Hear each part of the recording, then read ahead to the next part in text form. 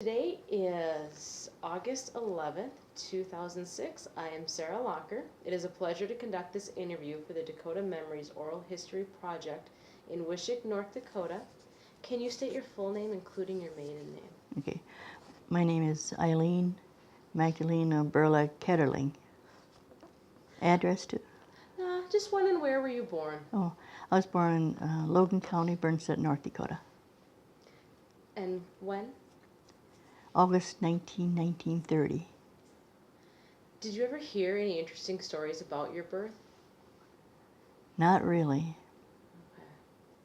What's the earliest memory that you have?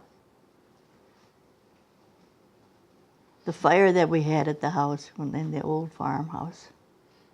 I was just a little girl. And I remember Mother threw out the feather bed. And I think it was in the late spring, there was still snow on the ground. And she put all of us on the feather bed and the little lamb that saved our lives. There was a little lamb, and the mother wouldn't accept it. So Mother put it in a box and put it behind the stove in the kitchen. And that night we got company. The Watkins man came, and he was sort of related to my dad. He was sort of a cousin, distant cousin. And he stayed the night, and of course the men sat around the kitchen table smoking.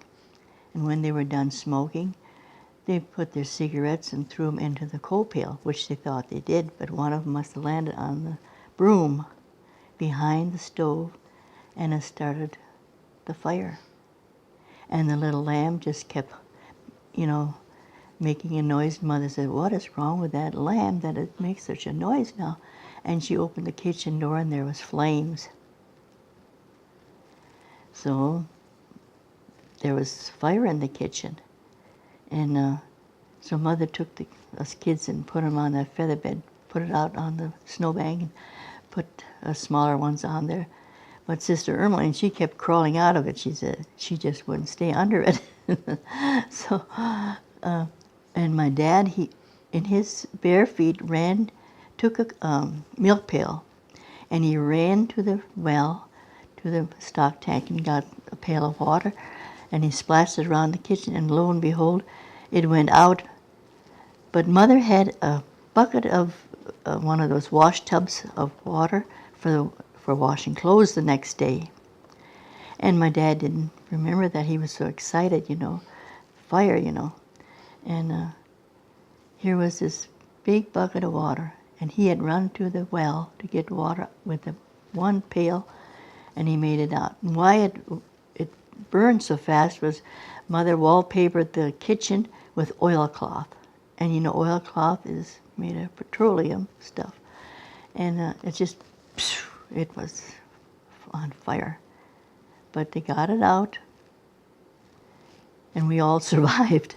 But another thing, they had a hired man, and he was upstairs with my brother Ben, and he jumped out the window into the snowbank.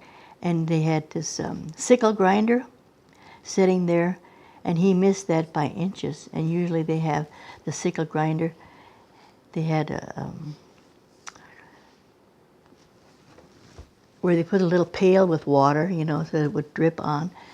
He missed that by inches. That man could have been killed for that boy. It was a boy, or a young man, should say. And I remember that. And then when we moved up to my grandma and grandpa's place, I remember we had an old car, and Mother loaded it with car. There was no top on it. It was just a convertible of some kind, I don't know. Anyway, she just left enough room in the front seat for me to sit, and the rest was piled full of stuff, And we couldn't get up that big hill, so she took it down and backed it up the hill because it couldn't get the gasoline, when it went up. It just didn't get the gas, So she backed it up. That's how we went to the other farm, where she unloaded the stuff and went back home again to get more stuff. That's when we moved up to Grandma and Grandpa's place. You moved up there because the house caught on fire? No. Oh. No. They repaired it and stuff. We lived there quite some time yet after the fire. But How come did you move? How come you moved up to Grandma's and Grandpa's house? they wanted to retire into Wishick. So Mother and Dad bought their farm and sold that one. And that was 4 miles west of Bernstead. And then we moved to 7 miles northwest of Bernstead. Well, really southwest of Bernstead. And that's where we lived till my mother moved to town in the fall of 49. It's quite a while. My brother Ben bought the farm then. And my youngest brother and sister, they were 7th and 8th graders then, so that they could start school in town. That's why she moved in the fall. She moved in. Oh. She built a new house that summer. They built a new house. What did you think about growing up on the plains? It was, sometimes it was hard, but sometimes it was fun. Because you could, you know, like when we would, my sister and I would go get the cows or something, and we had sort of a small lake there. We called it a lake. It was just a small water puddle. Anyway, we would catch frogs and put them in our dress. You know, we'd hold them up as like an apron and put frogs in. We'd bring it home. My dad had made a stock tank, and he wanted it to swell, so he put some water in it, but he didn't have it connected to the well yet, but he put some water in. So we dumped all those frogs into that water, you know, and finally when he says, it's time that I move that tank to where I want it, you kids get those frogs out of there. So we had to take all those frogs out and let them go. Oh my. It was fun sometimes. Well, how come it was hard sometimes? Because you had to work. You had to help milk cows when you got old enough. And you had to turn the separator and carry the milk to the pale calves and to the pigs. And of course, they always had the pig pen so far from the barn that you had to carry it a long ways, the milk. And that was our job, you know. Like in the morning, you'd have to get up, get the cows, the milk cows, and then after milking, you'd have to gather the eggs and feed the chickens, you know. Some was fun and some was not fun. And sometimes we'd skip away, you know. Where are those kids again? They're supposed to be doing this, hoeing the garden or something. Did the seasons affect living on the plains? Winter was bad. In the fall, it kind of rained all the time. And I know we'd have a lean-to to our house that we always had like a summer kitchen. And we had a kerosene stove in there, but we didn't move into the main part until it started snowing. Then we'd move into the main part, and that was like our storage for the coal and the wood and stuff to burn. And I remember we had Grandpa out there, and it was so cold. And I said, he's soaking up all the heat out of the kerosene stove. We were not getting it, you know. He was sitting right in front of it, you know, because he was cold, until we moved into the main house. But otherwise, the winters were hard. We'd have to carry in the water,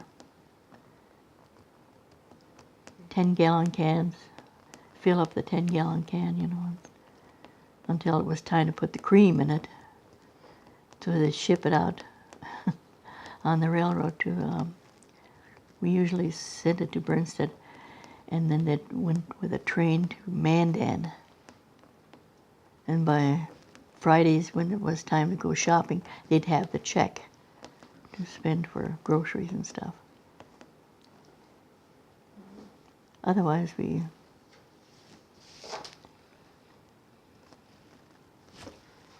just dealt with those seasons.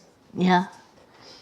In the springtime, of course, you know, the gardens when you had to go and help, with all the chores and stuff. Because Dad would go out in the field, with the horses and the plow. And we'd have to call him in for dinner.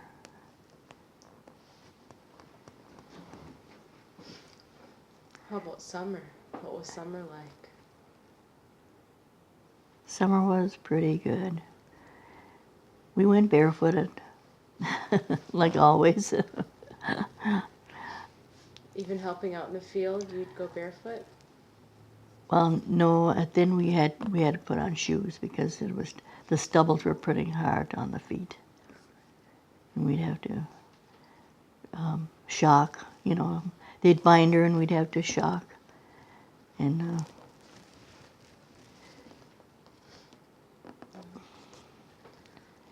Let's talk about your family a little bit. Did you know your grandparents on your mother's side? yes. Mm-hmm. Can you tell me about them? Well, they lived on the farm that we had, my folks bought, and they moved into town. And I didn't know them too well when they lived on the farm yet because I was too small. But when they moved into town, then I got to know them a little bit better. And Grandma died pretty young, 70s, I think it was 76 years. 67 or 76, I forget. Anyway, we have a obituary there, I think. And they lived on the hill here in town. And I got to come to town once in a while. And I only remember their house a little bit. It had this metal inside. At that time they had metal roofs, ceilings in their house. I remember this metal. And that's all I can remember. And then they went upstairs outside. They had the stairway going up. That was all I can remember. And then the house burned down. And then they built a new one, a smaller one, which was much smaller. What were they like? What type of people were they? Ordinary. Grandpa smoked, but Grandma didn't smoke. Grandma was diabetic, so Grandpa did a lot of work because she was sick a lot. And that's why Mother didn't get to go to school very much because Grandma was sick all the time. So Mother didn't get much schooling. She thinks she got about 5 days of school all her life. And the rest of the time she did, she learned by herself, write and read and stuff. And my dad did the same thing. He taught himself to read English and write. What were your grandparents' names on your mother's side? Frederica was the mother, and Frederick was the grandpa. Did they come over from Russia? Yes, they did. They came over through New Orleans. New Orleans. Yes, they came through New Orleans. And everybody says, no, everybody comes through Ellis Island. I says, no, they came through New Orleans. And they brought back some of his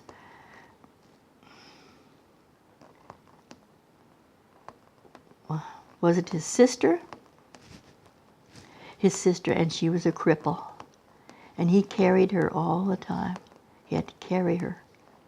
And Mother was a little baby, and they started out in January after Mother was born, and they didn't get back into America till September. So she was 9 months old when they got here. So she doesn't know anything about anything. Yeah. Because she was too small, but her sisters and brothers. She had an older sister, and then the rest were her brothers. There was only 2 girls in the family. And after she was the youngest when they got over here, and then they had a few more boys after that. There was a big family. Do you know about how many total there were? How many kids? let's see, there was Fred and John and Jake and, and Chris and Mom and William and Carl and Edwin. And Catherine was the oldest. 9 kids, I think it was. Did your grandparents ever tell you about coming over to the U.S. or what Russia was like? They really didn't like to talk about it because it was hard because he was in the service. Grandpa was in the service, and the boys didn't want to go to war, so he said, "Well, we'll have to go to America." They sold everything, and came to America. Some of the boys were pretty old. Well, Catherine was about 18, I think, and the rest were on down the line. She was the oldest, Catherine. And Grandpa was higher up in the service. I have no idea what it was, but I have a picture of that. And when he was a young boy, he said they had hired people because he had orchards and stuff, and they'd have hired people. And he started smoking when he was 7 years old. He said the hired men always gave him cigarettes, and from then on he smoked until he was about 89 when Mother started seeing that he couldn't roll his own anymore. He always wanted ready-made cigarettes, but she said, they're too expensive. You have to roll your own. By the time he'd have it done, then by the time he was 89 years old, everything was dribbled out of the paper, and then all I was left was a little bit of tobacco and paper, and then he put the match on it, it was gone, because the paper burns so fast. Well, then finally he just gave it up. He died when he was 92, I think, 92. So he smoked for about 80 some years. Yeah, yeah. And like I say, the boys didn't want to go to the service, so he had to come over here. Did any of your uncles share with you what Russia was like on that side of the family? No. I was a kid, and they figure, kids aren't interested in that stuff in the whole country. So. When did your grandmother on your mother's side die? She died in 42, March 42. Were they religious people? Oh, yes. They helped build a church out there, a Salem church. They always had churches at the homes and stuff. And then finally they said, we have to build a church. So they built that church. And he was one of the main ones in that church. And what denomination is Salem Church? Salem is Lutheran church. Did they pray a lot, or did they go to mass? Oh, did you see the Bible that I showed you? Yeah. Every day. How about your grandparents on your father's side? Did you get to know them? We didn't get to know them at all. Okay. All we saw was some pictures that my dad had brought. Did they stay in Russia, or did you just never meet them? See, they never said. They wrote letters back and forth, and finally, and they sent them things, but they says, don't send anything anymore. We have to pay for when it comes over here, and we don't have the money to pay for it. So they didn't send him anything anymore, and they quit writing to. Then my dad figured they sent him to Siberia, and maybe that's where they passed on. And maybe some came over to America, but they never contacted us. But through this, where they go and they find genealogy, thing. My nephew is a TV repairman here in town, and he had a shop downtown. He always had it. He would listen to the news, from Chicago and all over, And finally one day he heard this news report that some people went on snowmobiles, and they went down this river, and the couple was in front, and they went down into the water and drowned. And behind him was another couple, two boys, and they went down. But by that time, there was people there already, and the one boy drowned, and the one they retrieved, and he lived. And then they said his name, and his name was Thomas Burlack, and my nephew's name is Jerry Burlack, and he was so interested, and he went and he called up right away that radio station, so they gave him an address, and he wrote to those people, and it was like his Doris and Stanley Burlack, and their son Tom was the one they rescued from the snowmobile accident. And so Doris wrote and said her husband passed away, and his dad's name was John, and my dad's name, my dad had a brother by the name of John and Andrew, and and Doris said Stanley passed away. That would be like John's son,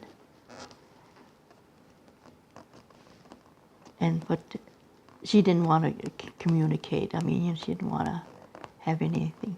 But with these books that come out, they have my brother Ben in there and my brother John twice. But my brother John moved from St. Cloud, Minnesota to Marshall, Missouri. So they put him in twice. So I wonder why they couldn't find anybody else by the name of Burlack. Because every time somebody went someplace, they'd look in the phone book to see if they'd find anybody by that name.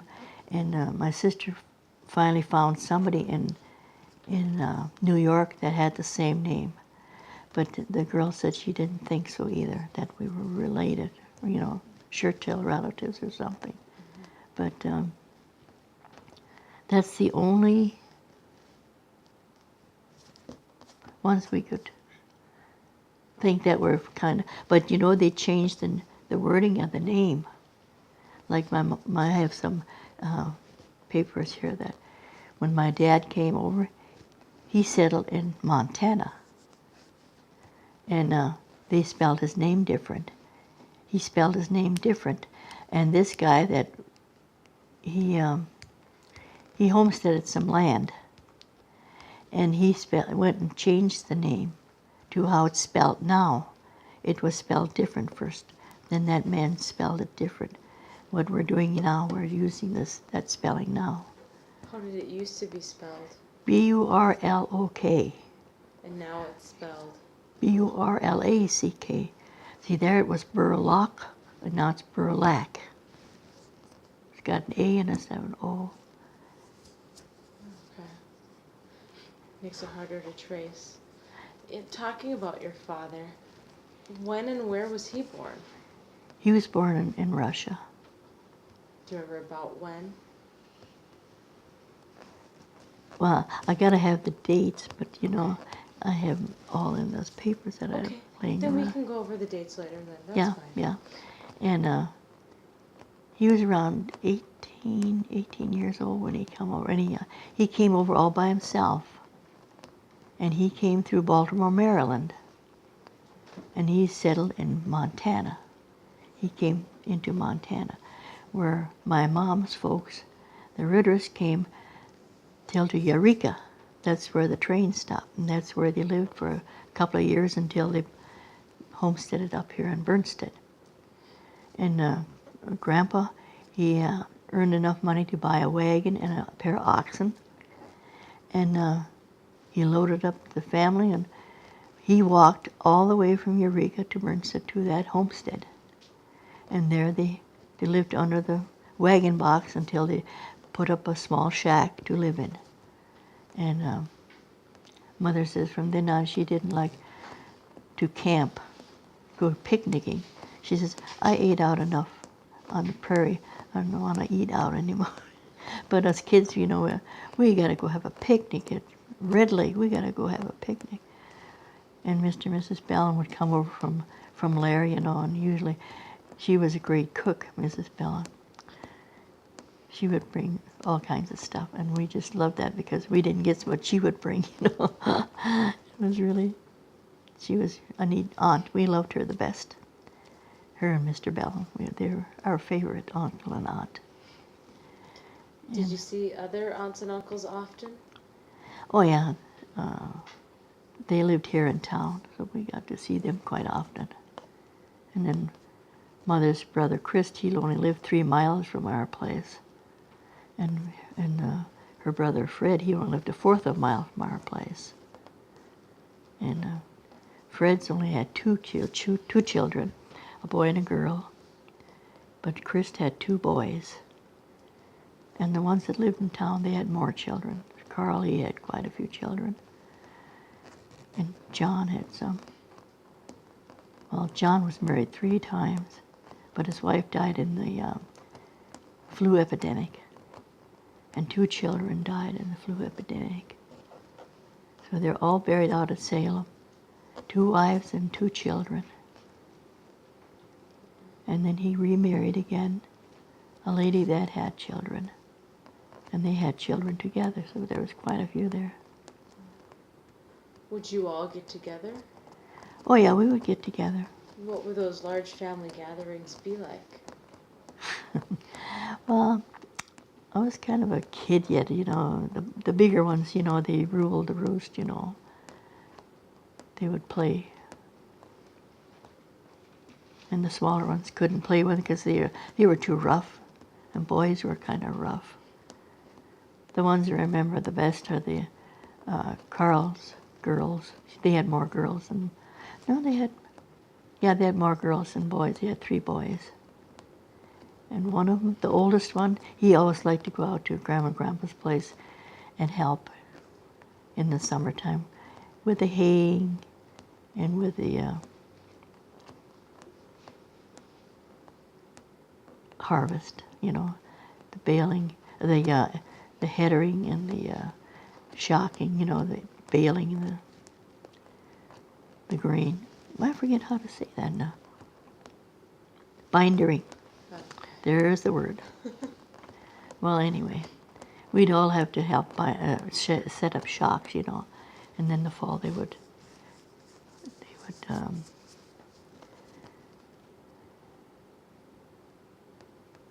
Thrash? thrash. Hmm. Like Uncle Chris had a thrash machine, and he'd make the rounds, you know. So and so was next, and so was next, and so on. And then the poor boy, his name was Tommy. They brought in a load of hay, and he jumped off the hay rack and sprained his ankle.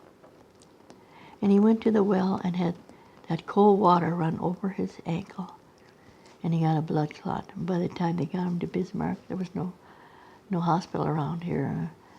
He died of the blood clot. So he died young. He was 12 or 14, something like that.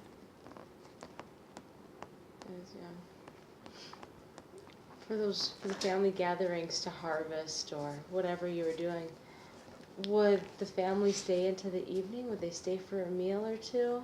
Oh yes, they always stayed for the meal, yes. Would the men sit and play cards, or the women sit in cars No, after? there was no card playing. They worked till it was dark.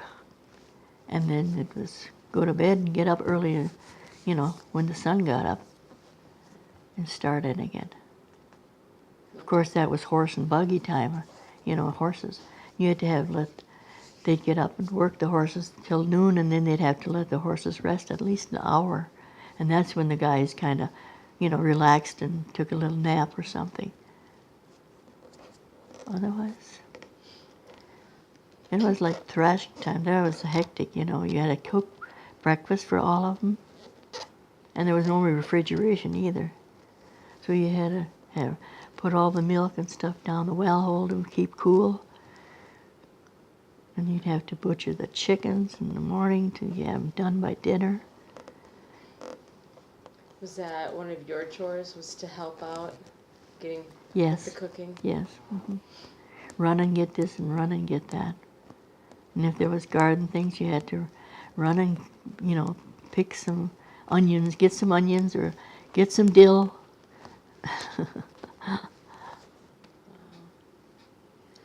Well, let's talk about your father a little more. Can you describe what kind of a person he was?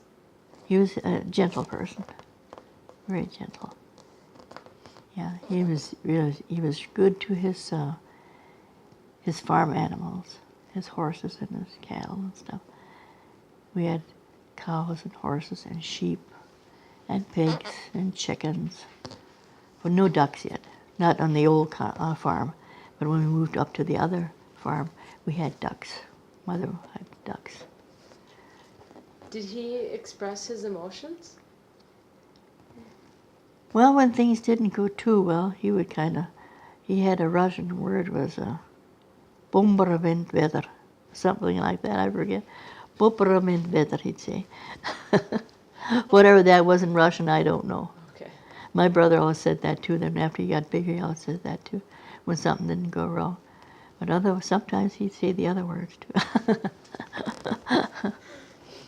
Would he express his love as well? Well, at that time, people didn't really, they were too involved in their work and stuff, getting things done, There was always work. How would you describe your relationship with your father? Pretty good. Do you have any special memories of him? Or of you two together doing things? Just work. When we played by, us kids played by ourselves. Father never did play with us. He'd always have something to do, Harness to repair, or, there was always something that had to be repaired. Did your family struggle with the 30s, with depression? Oh, yeah. It was hard in the 30s. How did your father deal with it? Well, it was hard. I mean, we had chickens, and cows. We had our own milk and eggs and stuff, and pigs, that we could butcher one every once in a while to have fresh meat. In the 30s, when there was no hay or no grass for the cows, we'd have to herd them. I know my sister Emily, she had to go out and herd them where there was a few thistles here and there that the cows could eat. And she'd have this pony, and she would go out there and herd them, keep them in line that they wouldn't go to somebody else's land. And it was hard. And then when the well broke down, oh my gosh, there was no water. We'd pump by hand, but pumping for a cow drinks, 50 gallons by one slurp? It was hard till they had the well fixed. Well, one time they let Mother's brother, Fred, that lived a fourth of a mile, he said, bring him up and we'll let them all have a good drink and then take them home again. And they kind of knew that, and one time they did that. On the sly, those cows went up there and to the well there, to Uncle Fred's well, and drank water. And he got angry because they came up and drank his water, And he sicked the dog up. That was when I saw my dad mad. He says, why did he sick that dog after them cows? They're so hot as it is, and to make make him run. And that made him a little bit angry. Do you remember any other hardships that your family experienced during the 30s?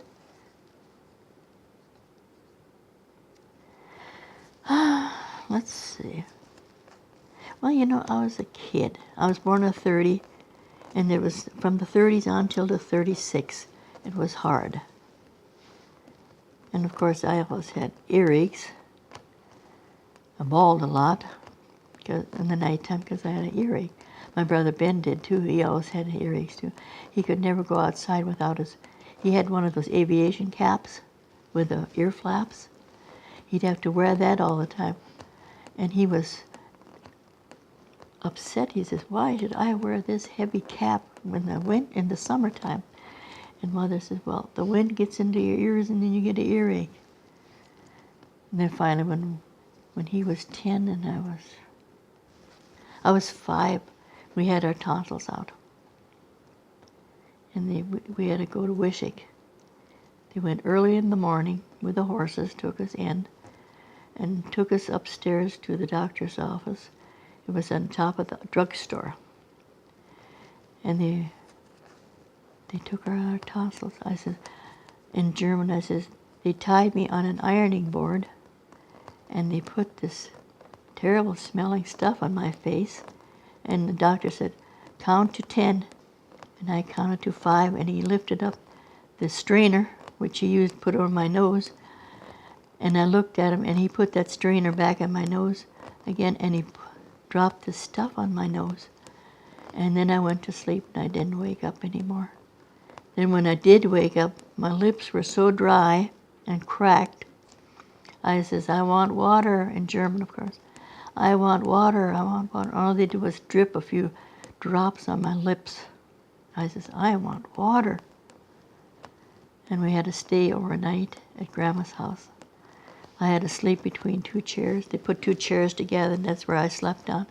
And my brother Ben slept with my Uncle Eddie. The next morning, hitched up the horses and took us home. But before we had our tonsils out, we had to have our throats swabbed with iodine. We couldn't eat for a whole day, because the next day they would take us to town. Oh, that was awful stuff. But my brother Ben, he was sly. It was during Christmas time. And I think he slipped a few candy. We had this hard candy, you know, and I think he got into the candy bag. But anyway, we had our tonsils out. Then the earaches and stuff quit. So did your parents take you and your brother to the doctor for the earaches? Oh, yeah. Did they take you for each of them, or only after a while of getting the earaches? Well, they had to take me. I don't remember my brother, because I was younger, you know. I didn't know if they took him to town or not, and I had to stay home. But, you know, when they took me in, then he would give me some kind of a shot, you know. But it didn't help. So they had to take the tonsils out. And that's when it got better. Did you know any other kids who had had their tonsils taken out besides your brother? No, the other ones didn't. Okay. Just you guys.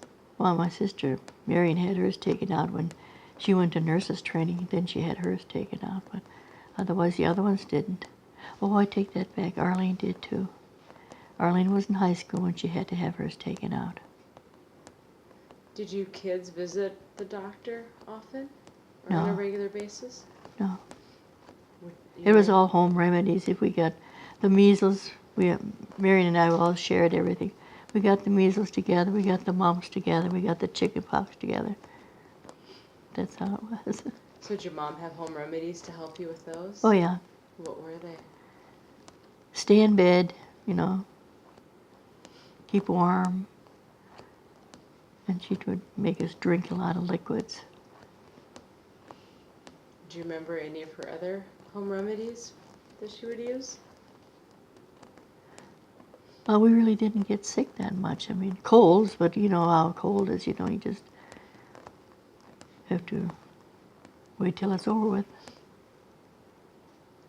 Speaking of your mother, what was she like? Well, she was the boss of us kids. If there was any discipline, it was Mother that had to do it. Father didn't do it. Mother did. But it was, you know, chores you had to do. Clean up, wash dishes, stuff like that. Take care of the little ones when she had to work. Okay. So would she go out and work in the field? Yes, she did. She drove the header. She drove the binder. And she'd stack the haystacks. She's the one that would go up on top and stack the stacks. Did she still do the housework as well? Yes. Mm-hmm. Us younger ones, like Marion and I, we would have to maybe bake a cake. She'd show us how to do it. And fry the potatoes before dinner. And sometimes, you know, we got carried away a little bit and outside, and the potatoes would kind of burn a little bit on the bottom. Ooh. She'd tell us how to do it. Put a little onions in the bottom, put the potatoes in and some water, and some grease, and watch it that it doesn't burn. Well, of course, sometimes. And my dad didn't like onions. He'd sit there and eat and pick out the onions. Because we didn't shred them right, kind of, we just chopped them up a little bit. We didn't shred them very, very small. And he would pick them out. And then we'd have to bake a cake for lunch in the afternoon. We'd get a syrup pail full of water, fresh water, and cake, and we'd carry it down to the field where they were working, and they'd have a little lunch and go back to work again. So did you work out in the fields a lot? Yeah, we worked too. I remember, before I was old enough, but when John was a little kid, Arlene and I, and we'd have to take the stroller and take John down. I don't know if I should say this, but erase it. Mother would have to breastfeed him yet. We'd have to take him down so he'd get his milk, and then we'd have to take him back with the stroller again. And you're going through the fields with bumpity bump with a stroller. My goodness. Were more of your chores in the house versus out in the field? No, I was more out, like feeding the chickens and the calves and getting water and taking care of the two smaller ones. And it was like the older girls, Alma, Ermeline, and Mary, and they would have to do more of the household chores. Who would usually be out in the field all day helping? When we got older, we all had to help, yeah. When there was headering, we had to drive the header box. And when you got older, you had to put the grain around on the header box so it wouldn't all get in one pile. So you'd have to... Should I say the story about my sister when she... Sure. We had this wheat that was my uncle's wheat, Mr. Ballin's wheat, and we were headering that. Mother was driving the header with the 6 horses, and Brother Ben, I don't know what the heck Brother Ben was doing at that time. Well, anyway, I was driving the header box, Mother was driving the header, and Marion was putting it around and it was so slippery, that wheat was so slippery. She was putting it down, with the fork. All of a sudden, Marion was gone.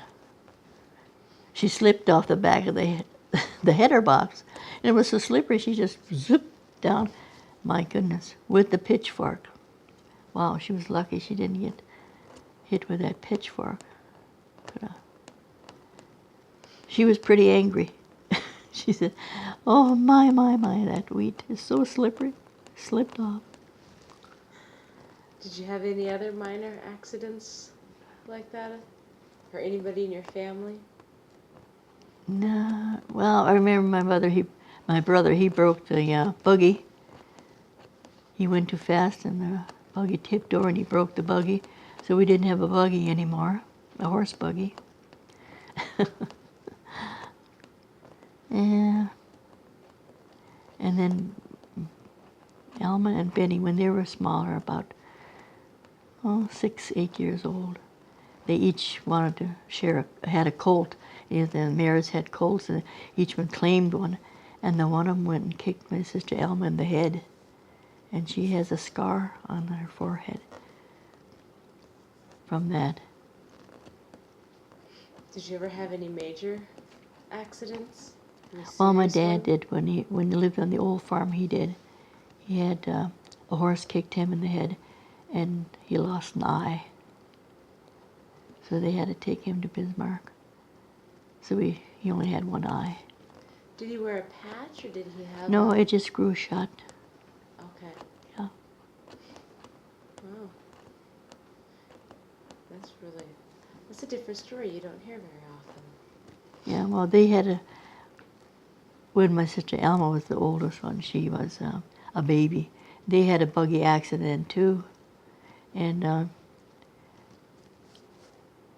they were going home from, I think, from Grandma and Grandpa's place or to the old farm, and the horses, I don't know, did they get scared of something? But they started running away, and he couldn't hold them, and they went over ruts, in the dirt road, and they tipped the buggy, and Mother and Alma fell out, So the horses ran home, but Dad picked up Alma, carried her home, put her into the bed, and went back and carried Ma home because she broke her wrist.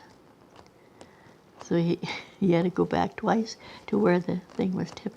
How far away from the house, I don't know how that was. Maybe be a fourth of a mile or something like that.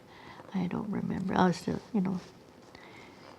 the story is, that they said. Did your mom have to go into the doctor for her wrist, or what did she do to help? I don't remember whether she did or not, but from then on she said she couldn't paint very good, or because it just didn't, the wrist was too, wasn't strong anymore. But she milked cows. She loved to milk the cows. She said, that's when I can sit down and rest. When I milk the cows. Do the rest of you like milking cows? I did, my sister Eileen, and we always raced to see who could make the most foam into the bucket. And we would really, milk too. Did either of your parents ever share how they met? Not really, because my dad worked for another farmer as a hired man, and I have no idea how they met. Okay. But they probably met before the war, because he went to war. He came over in 1914, and he had to go to war in 1917. And then after he got back, they got married. Did you ever share what it was like serving in the U.S. Army that was fighting Germany? He didn't like to talk about it. Yeah, he didn't like to talk about it because it was tough, And the gas mask didn't work, so a lot of the men got lung problems from the gas mask. That's what he died of, When he was, he always got pneumonia and stuff. Did your father die young? Yeah, he was 55. And it was because of lung problems? Yeah. Did your mother live longer? Yeah. My mother lived to be 96 years old. How many children did they have? 7. Can you list them off in order? There's Elma, Benjamin, Ermeline, Marion, Eileen, Arlene, and John. How did you kids get along? Oh, there was some fighting among us. I think we got along pretty good. What were your brothers and sisters like? What did you think of them? The ones that were older and the ones that were younger? Well, the older ones, they were kind of the boss, Well, Alma she was the oldest. She had to take care of us, a lot when she was just a young girl, And Ermeline was more of an ambitious girl. And Marion was sort of a quiet one. And I was a crybaby, I think, because of my earaches all the time. It happens. I remember one time when they were all in school, except me, and Mother and Dad said, we have to go to town, and I think they went with Uncle Fred's. And she says to me, when those hands on the clock are like this, you eat what I put on the table here for you, and then you take a nap, and you stay in bed until the other ones come home from school. And I think I was about 5, or I'm sure I was about 5. And because I didn't go to school yet. And I did that. And then I did go to bed and did what she wanted. And kids come from school, home from school, and then I went off of the bed. But what they had to do, you know, it was must have been important because they had to go to town. But they didn't want to drag me along, so I had to stay home alone. And that's why she was really strict. Do what I tell you. Eat this, go to bed. Wait till the other ones come home from school. Could you tell us some stories about the animals you had on the farm? The horses that you used to do some of the farm work? Well, we had, I don't know how many there were, but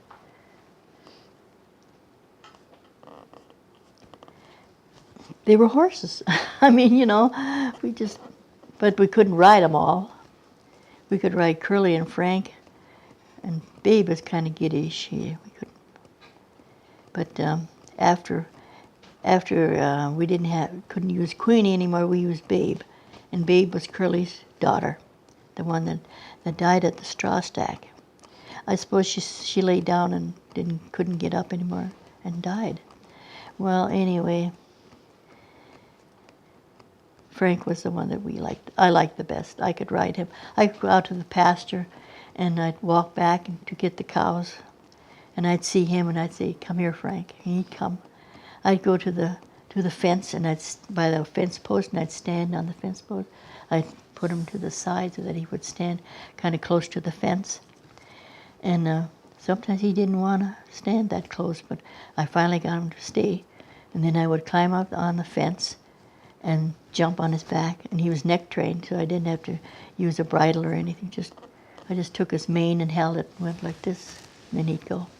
And I'd get the cows. And after he got home, he was all by himself by the tank. You know, I got off and put the milk cows into the barn, and so we had to walk back to the rest of the herd, you know. That was kind of sad, you know. And that's what I did quite a bit of time. But then, when I'd catch him, but my brother Ben didn't want me to ride, but I did it on the sly anyway. He was afraid I'd fall off, maybe get hurt or something. But one time I did fall off. It was headering time, and I had to get the horses. So I got on his back there, and old Mike, he was a sly one. He saw an opening, and he wanted to get back. And Frank turned so fast, I slid off his rump. On my back, I saw stars. But boy, Mike turned around, and he went and stood by the tank, and they knew they had done something wrong. And they just all stood there and looked and shook. Because I knew they knew they did something wrong, and he didn't go try to get away again. But he was so sly. Always he tried to look for a hole to get through. What was Queenie like as a horse? She was kind of a giddy thing, you know. Didn't have much to do with her, but she had a colt, and we called him Pinky because she was kind of a roan, a reddish colored horse, and he was kind of looked pink, so we called him Pinky. But he was a naughty one. He kicked every time you tried to get close to him. He'd kick. So did you use him as a workhorse? No, we never used him. But Arlen and John, they always picked corn and try to entice him into coming, you know. And I said, "You better watch it. He'll probably turn around and kick you." And he almost did kick Arlene. She wasn't fast enough, and he almost got her. I said, "Got to stay away from him. He's a naughty one." What was it like taking care of the chickens and the turkeys on the farm? Well, the turkeys were pretty easy because they took care of themselves. Mother would find out where they were. Sometimes you could hear them where they were at in the wheat fields, and then she would make a cheese, out of the milk, you know. She'd make them cheese and she'd take it out, and they just loved that cheese. And she'd make them cheese and she'd take it out and throw it at them, you know, and they'd eat it. Every so often she did that. She'd hear them where they were at, and then she'd make them cheese. And one time, about the last time that we raised turkey was when the wild dogs came and got them. They were almost ready to be harvested, for the fall. And here the wild dogs. Some people didn't feed their dogs. And so at night they would go out and wander around. And a bunch of dogs got after them, killed pretty much all of them. If they would just killed one and ate it and then left, you know, but no, they had to kill them all. So there went the fall money for the shoes and stuff for the fall. And would that have still been in the 30s, or was that during the 40s? That was in the early 40s already. Do you have any other stories that deal with all the animals you had on the farm?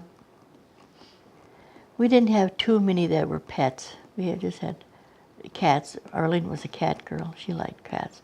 After we'd get done milking, she'd have a tin can, and she'd go around and milk as much as she could get out. And she'd take it to the hayloft, and there was baby kittens up there. She'd give it to the baby kittens, the milk.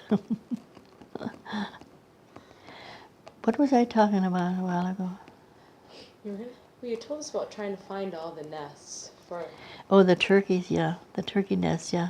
Under the old machinery and stuff. And in the bushes and the weeds.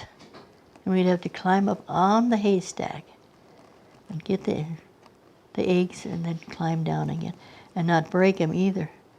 Because Mother needed them to hatch, to get baby turkeys. And we'd have clucks, ooh. We'd have the old granary that we used for the oats. When it was empty in the spring, Mother would put boxes, all kinds of boxes. Apple boxes. Apples came in wooden boxes at that time. She'd keep them all from year to year and set them down, and we'd have like 24 clucks setting for little chicks. And every night we'd have to go over there and see if any of them hatched out. And so many days, you know. And then she'd go over and see. It was dark. We'd have to go over. Marion and I would have to go over and get the baby chicks if there was some hatched out. And there was mice in that shed. Ooh. We'd open the door and there'd one jump on your neck and ooh, a mouse just jumped on me. And we'd have to gather the little chicks. And we'd have to feed those hens, those clucks. Can you tell me when your family first got their car? I was 6 years old. Well, 5 going on 6. And Mrs. Bellin, she always wanted one of us to be over there in the summertime. So Mother took me over there, and I was over there at Mrs. Bellin's. And, you know, got acquainted with some of the kids there in the town. And then when it was time for Eileen to be born, it was in August. My birthday's in August, too, 19, and she was born the 11th. And Mrs. Auntie sat me down on the steps on the back door. She says, I got to tell you something.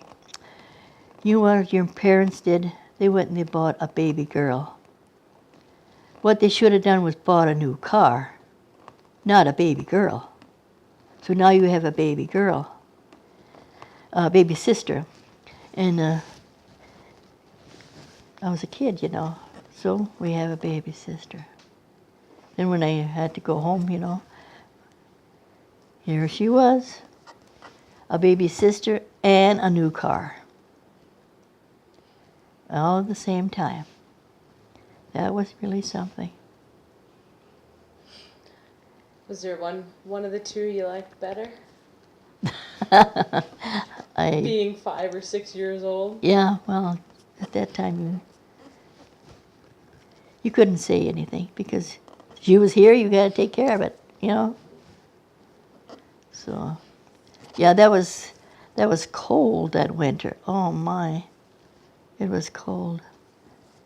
And Mary and I, we always had to go out and get coal from the shed. It was about a half a block away from the house.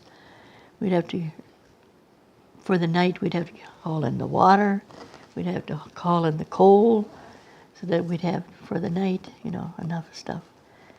In the morning, when you got up, the water pail was always froze over, was solid ice. My dad always took the butter dish and put it on the highboy in the front room by the pot-bellied stove, so he'd have soft butter in the morning to eat on his bread. Oh, bread and coffee he would eat. And we got Syria, the brand, for, they always had to have their own wheat ground for bread dough, for flour, I should say. Flour, and then he would bring home the bran that was discarded, and Mother would make grits out of that, milk and a little sugar, and that was our breakfast. And that was good. But we got tired of it. We wanted cornflakes because some of the kids at school said they got cornflakes. Ma, you got to buy some of that stuff called cornflakes. So she bought cornflakes. And at that time they had Mickey Mouse emblems on the outside of the box. Marion and I, we would cut them out and we would play with them. And I was so sorry. We saved them and saved them. But when we moved to town, something happened to that box with those cornflakes emblems. I said, what happened to them? Somebody must have just chucked them or something. Because they would be really something. It was that's when Mickey Mouse first came out, There was all kinds of Mickey Mouse emblem things. You could cut them out, and then there was little side things. They would stand up. But things get lost, Did you have other toys that you would play with, or dolls or anything? No, I had no doll. Marion had no doll. Ermeline had no doll. Alma had a doll, but the neighbors had a boy, and then he came, and she went and she put that doll in the attic, and he climbed up into the attic and got her doll and broke it. She was so mad at that boy. And the mother just stood there and laughed. Mother says, I could have just hauled off and done something, but she said, what could I do? He broke it. And that was the end of the doll, until Eileen came along, and then she got a doll. And so what would you kids do for play? Would you play other games? Did you? I don't know, we made mud pies. We used tin cans and jar covers, whatever Mother didn't need. Or just with her hands we'd make it, We all did that, I think. Made mud pies. And after a rain, we'd go out and we'd run through the mud puddles. Or when the corn was high enough, we'd run through the corn when it was wet and get splashed with the corn. With the leaves, it was splashed. Oh. To now, I think that was kind of silly, but it was fun. What would you do in the winter months for play? Gosh, I don't even remember what we did. Whatever, Would you go outside and play, or did you stay inside more? More inside. When I was by myself, I would take the sled and go up down the hill, and when the moon was out, I'd go sledding all by myself. Take the sled, go up on the hill, and go down, take it back up, until I was tired, and then I'd go in. After a while, then maybe when, like Arlene and John got a little bit older, we would ask the neighbors to come down and play cards. We'd play canasta. We played canasta, and because the kids could play with us, it was a game that kids could play. Otherwise, it was, and then the radio. Well, that's another thing Daddy bought with his mustering out pay when he got from the Army. He bought a radio because he liked to listen to the news. It was a great big pack battery and a small one that you had to recharge every once in a while. So on weekends, they would take it to town and have it charged while they did the grocery shopping, and then they'd bring it back home again. so that we could use the radio. And of course, we'd sneak and we'd listen to those radio programs like Little Orphan Annie and Jack Armstrong. And in the evening there would be Fibber McGee and Molly and Jack Benny, whatever those programs were. But otherwise it had to be shut off just for the news at lunchtime at noon. I know when the war started, Uncle Fred came down, Fred Ritter, our uncle, Mother's brother, and he came down. It was just dinner time, so he sat down and had dinner too, and the news came on, and it was about the war, and they were listening, how the war was going, World War II, and Roosevelt would say, "Wubba and the war." And I can't forget that, how he always said that. And Uncle Fred would say, "Yeah, they need rubber. We need rubber too," he says. "I need a pair of rubbers for my car too." And it was hard to get. It was rationed, and ration stamps. We had ration stamps for sugar and coffee and other things I forget. Arlene played with those ration stamps as we didn't need to use. She used them as money. She had a little purse, and she put them in there. And for the church, I went and I put them pasted them on a little, and I took a picture of. Had a reprint made of those food stamps. What did you think about the war? You were still relatively young. What did you think about it?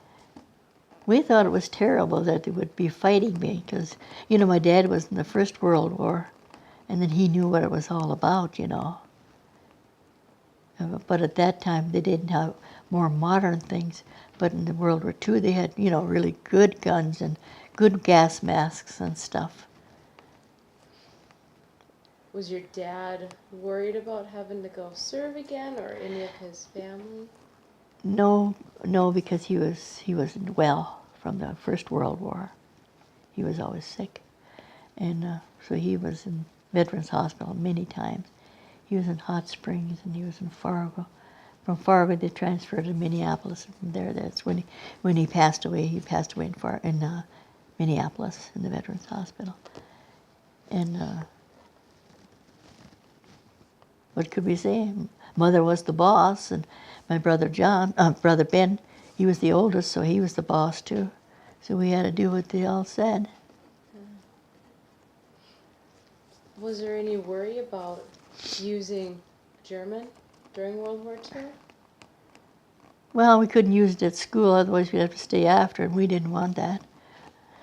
In for recess or something, oh no. But now they speak Spanish, and we're supposed to speak Spanish. I said, no.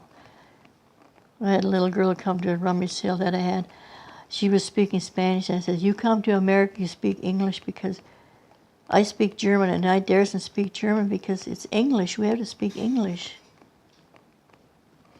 In school, you were forced to use English? English. If we had out in the playground, if you spoke, hey, she spoke German. You had to stay in after recess, and that was hard to stay in for recess because that was our playtime, Did all the kids speak German coming when they came to school? Yes. You were all German Russians? Yes, all German. Did the teacher understand any German? Oh yeah, they understood the German. But they didn't dare speak it either. And we didn't have no playground like these kids have swings and teeter-totter. We had to make up our own games. What games did you make up? Pom Pom Pull Away and Rover, Red Rover, and Andy over with a ball. If somebody had a ball, they had to bring it to school.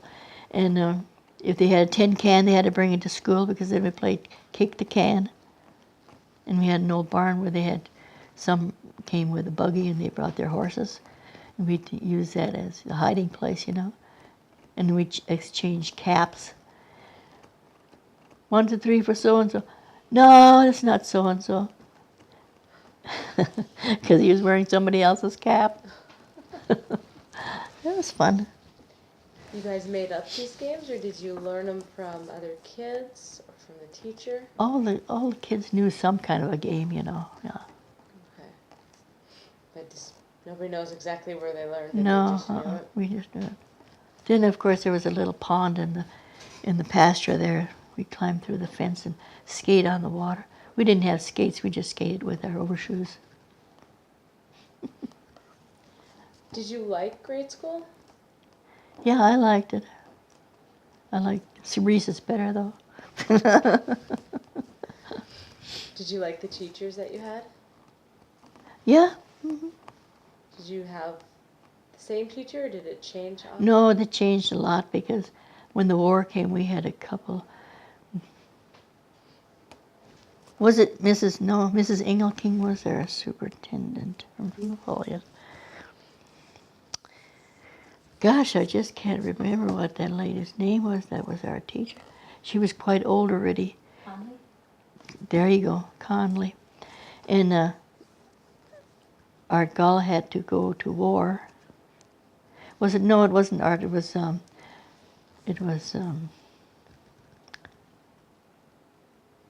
Miller. Irvin Miller was our teacher, and he had to go to the service. So we got Conley. And she boarded at Uncle Fred's place. And the last school she taught, she had to go south, walk south a mile to school. And here she had to go north. And Mrs. Ritter said, and Margaret says, I always had to watch which direction she went, otherwise maybe she went the wrong direction. So she'd watch that she wouldn't go south, that she'd go north. And so if she did, she had to call her back and say, you're going the wrong direction, you got to go the other way. And when Irvin taught, then Arlene started first grade. And she was kind of skinny thing, So we always waited till Irvin got on his car, and then we'd walk the 4th mile up, and then we'd catch a ride with him to school until he had to go to the service. And then we got another teacher, but who was it? I think my brother Ben had to teach school then till it let out. Yeah, I think so. He was just out of high school. Then he finished off the school. What was that like, taking class from your brother? Strict. For us, he was strict, The other kids could get away with some things that we couldn't. Were there kids that were mischievous in grade school? That got into trouble? Not really. There was nothing to get in trouble with. With who or what? Some. What was your favorite class in grade school?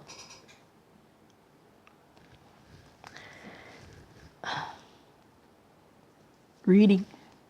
And your least favorite? History. Or should I say arithmetic? Well, because fractions. We had a substitute teacher that couldn't do fractions. And that was when we needed the fractions. And one of the boys took the work home and had his dad help him. Well, I don't know if he figured it out or not. I can't remember anymore. But anyway, the man couldn't. He was from Streeter, and he couldn't do fractions. The man couldn't do fractions. And that was my downfall, too. I couldn't do fractions. Was education important to your family? Yeah, my dad wanted us all to go to high school. Did you? I didn't, but the rest. My oldest sister went 1 year, but the rest went except me. I didn't. Well, that was when my dad was in the hospital a lot, and then I always had to stay home and take care of John and Arlene. And John wasn't old enough for school yet, and then when they went to town to get Marion and Ermeline from high school, I'd have to come home at noon and stay with him. Did you want to go to high school? Not really. Because I would have had to miss a lot. Because Mom would take the train down to Minneapolis. Was your mom gone a lot or Not off? really, but still, she had to go. I would have had to stay home anyway, so. Because you can't go to Minneapolis in a day and come back again, So it would be a whole week or something like that. And somebody had to milk the cows, feed the chickens, gather the eggs. And that became your job. Yeah. In grade school, did you have any idea what you wanted to be when you grew up? Not really. Never thought about it. Okay. What was the farm like that you grew up on? You know, the one you lived on first and the one you lived on Well, the later? one that we lived on first, I really don't recall that much. I only recall like the fire, and then one time we got little pigs, and I wanted to see those little pigs, and I went out to the barn, and my dad shouted at me, and it was the last time I went to the barn, because he didn't want me to get hurt, because there was, animals, big animals, cows and stuff, that weren't used to little kids.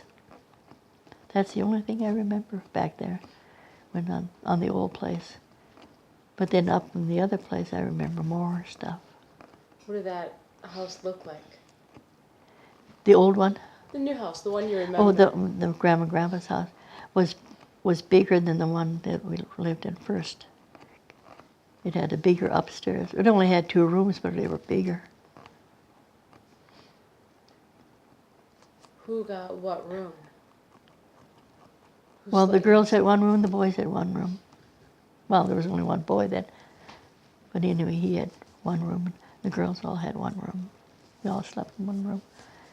Of course, different beds. Do you all have your own beds? No. We had to sleep together. Did you guys take a bath often? Not once a week for sure. Otherwise, it was sponge baths. Just rinse off. Yeah. Did you brush your teeth? Not that much, no. What would you use to brush your teeth when you did? We didn't brush, we just gargled and, swished.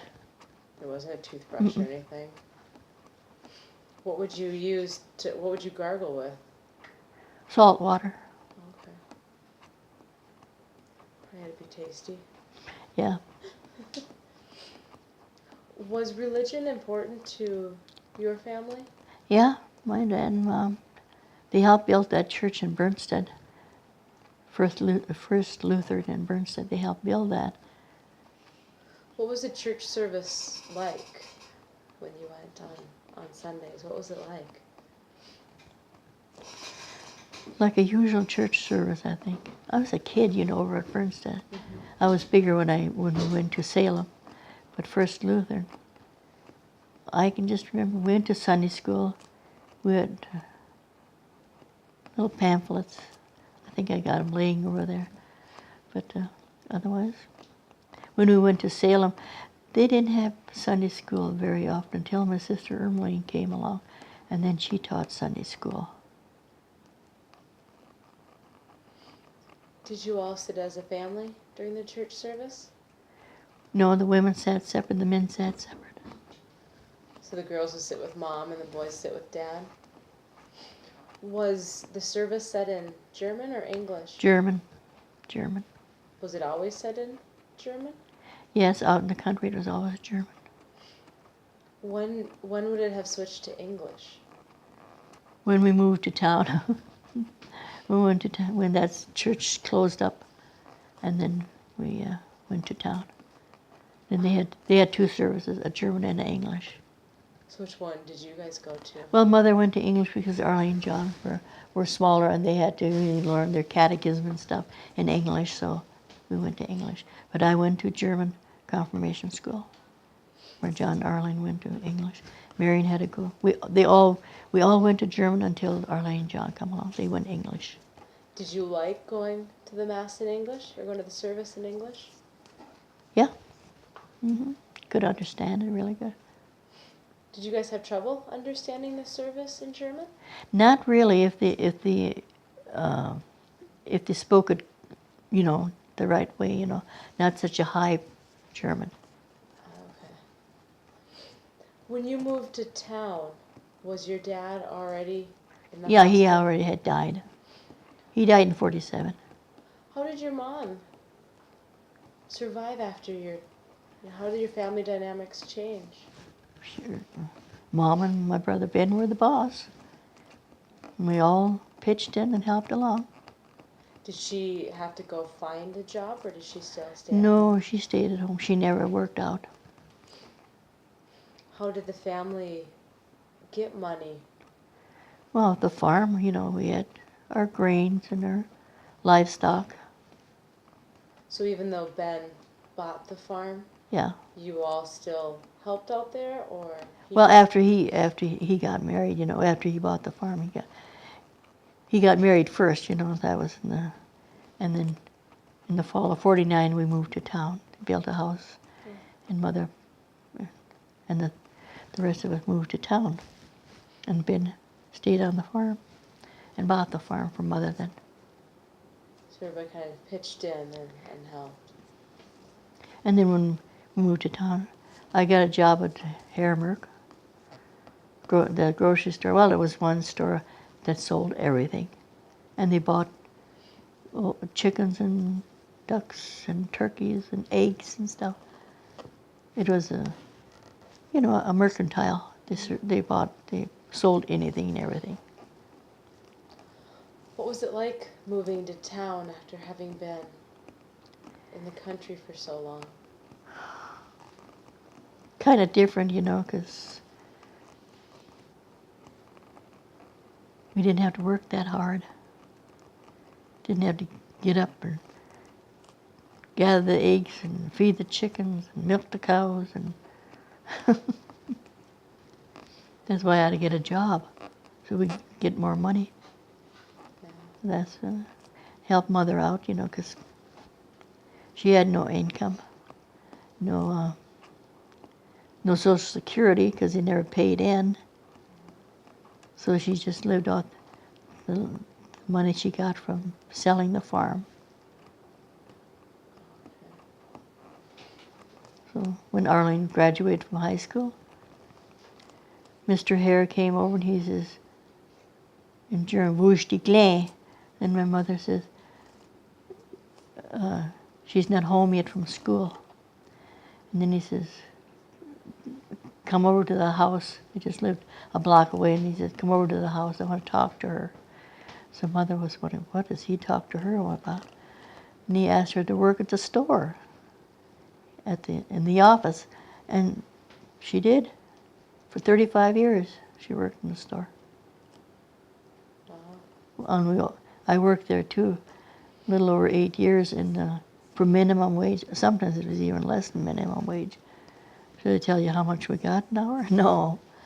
If you remember how much it was. It was, but if we were supposed to get a 5-cent raise every month, sometimes we had to ask for the 5 cents. Do you remember what was minimum wage then? I really don't want to say. Okay. That's fine. That's fine. What did young adults do in town for fun? We went to the movies that we thought we liked. Like Francis the Talking Mule or Ma and Pa Kettle. Funny movies we always went to. So they weren't there that often, We didn't go to movies that often. And my brother John, he had some friends that were really tough. I know we had the ministers living across the street from us, the Methodist minister. They had a son, and gosh, he came over one time and he was kicking at my brother, and his mother went to the door and she says, what's going on? And they wouldn't tell her, But the town kids were kind of, there was a couple of them that always wanted money, They thought he had money, and he didn't have no money. And one time he didn't come home from school, and Mom says to Arlene, go look where he's at. Then finally somebody called on the phone and says, I think that's your son that's on the corner of the street, and he's all balled up, and some guys are kicking at him. And then Mom says, Arlene, go look what's going on. And then finally here he comes. Then she asked what was going on. He wouldn't say. But we found out later that they wanted money, and he didn't have any. So they were kicking at him, But, he didn't get an allowance. He just got whatever, he needed. That's what he got. He didn't get no money. no allowance. So it was different, you know. These town kids were funny, you know.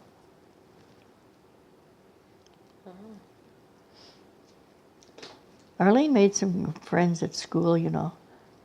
And of course, when I worked at the store, I had friends there too. We'd get together in the evening, you know, visit and stuff. That's about it. What would boys and girls do for a date? Where would they go? To the movie. Were there ever any dances in town? Probably, but we didn't dance. We didn't know how to dance. None of, my brother John, he learned after, in high school, he learned how to dance. But Arlene never danced, and I never danced. How did you meet your spouse? My uncle got me a job at the Lair Bank, at the Magnus County Bank, and that's where he worked. How long did you two date before you got married? Maybe 3 years. Quite a while. Yeah. What was your wedding like?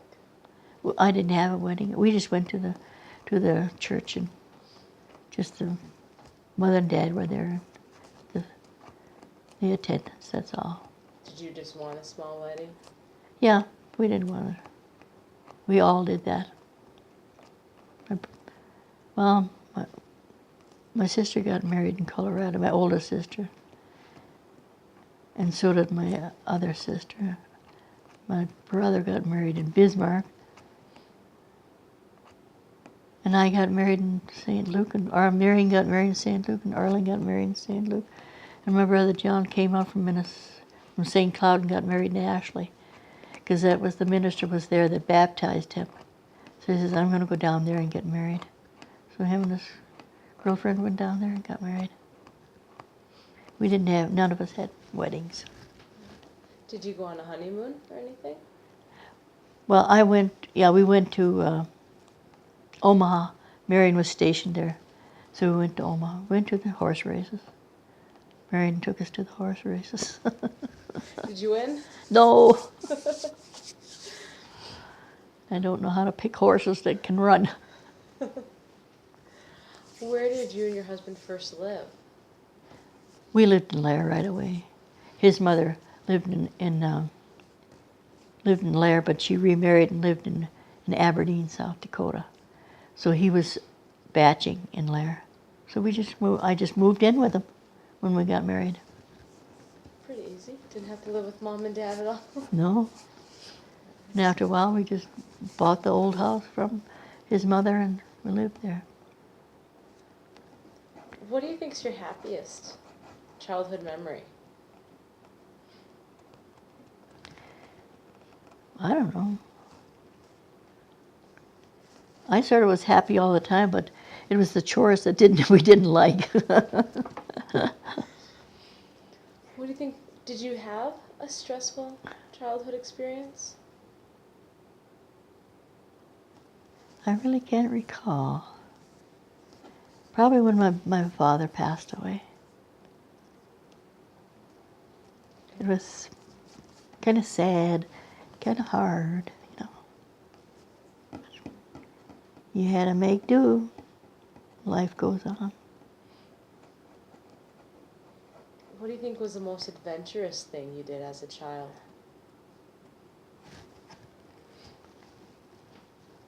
Jeez, I don't know. I just have no idea what kind of adventure. That's kind of hard. Just Sunday afternoons going out, walking in the pasture and looking for stones and stuff. Indian relics. If we never found any, but we looked.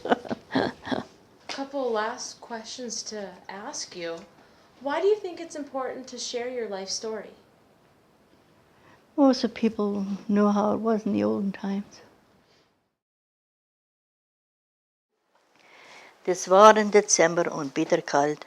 Da ging ich, mein Vater und ich, durch den Tannenwald. Der war so frisch und grün und neu, wie birg en bachie en moon het mooi. My vader betracht den Baum so grün, nimmt das Beil und hockt ihn ab.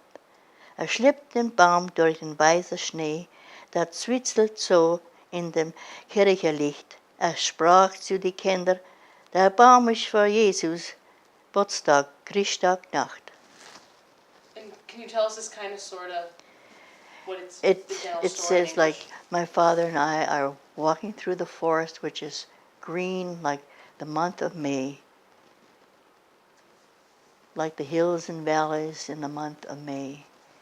And then he chopped off the that green tree with his hatchet and dragged it through the snow, and it sparkled so from the light from the church.